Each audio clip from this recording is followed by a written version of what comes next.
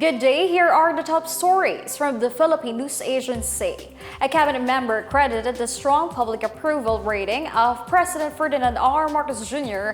to the administration's social programs, which are benefiting many of Filipino families.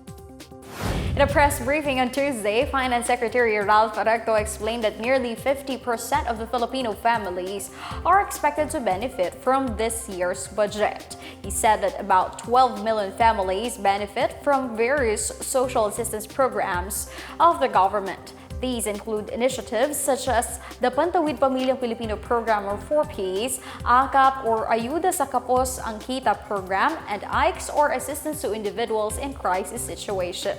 These programs, Recta said, collectively provide over 500 billion pesos to help families cope with inflation.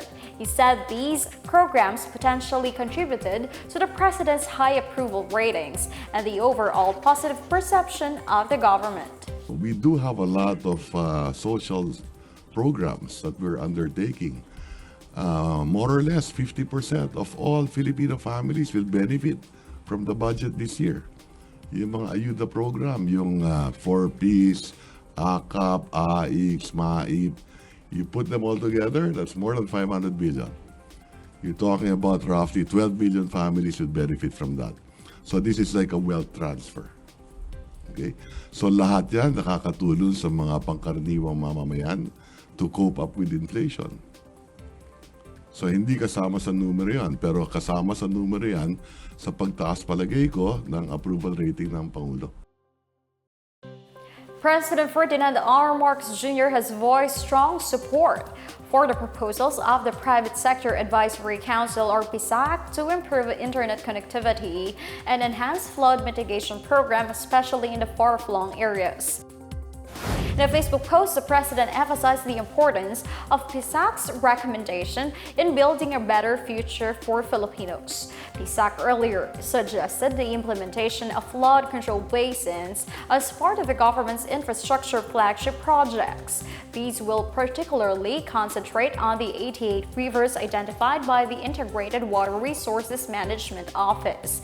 PSAC says the improved pipelines and water systems have significantly reduced system losses and mitigated flooding in susceptible areas. Meanwhile, the National Economic and Development Authority Board has approved a 16.1 billion peso budget for the Philippine Digital Infrastructure Project. It aims to boost broadband connectivity nationwide, particularly in isolated and disadvantaged regions.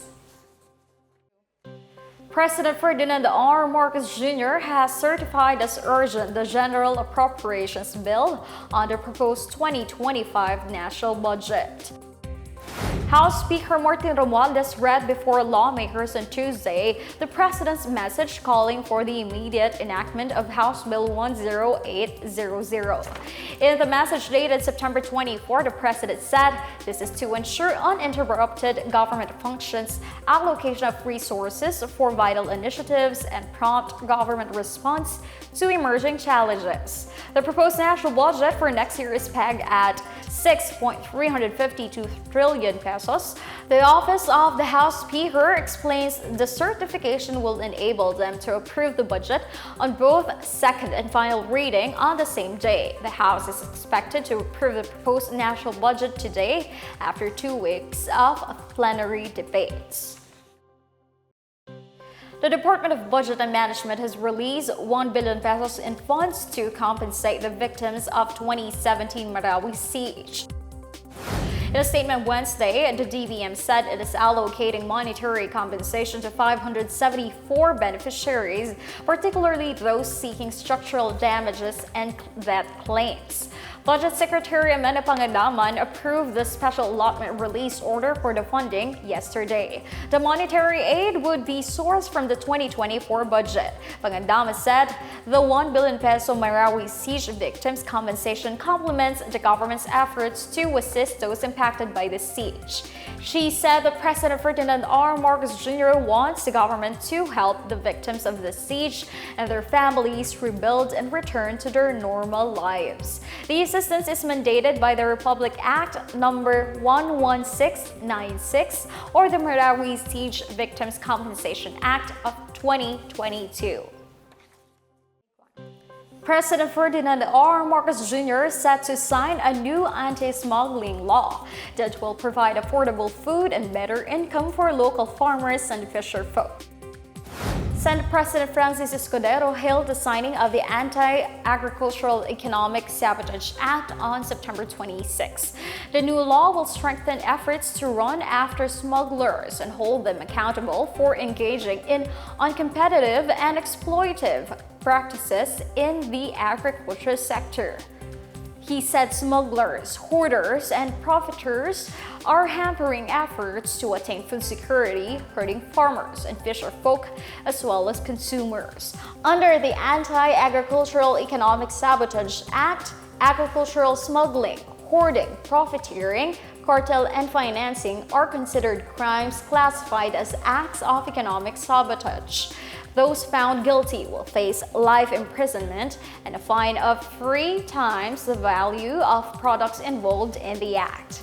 Aiding agriculture economic sabotage, such as the transport and storage of smuggled goods, imposes 20 years to 30 years of jail time and a fine of twice the value of the products involved.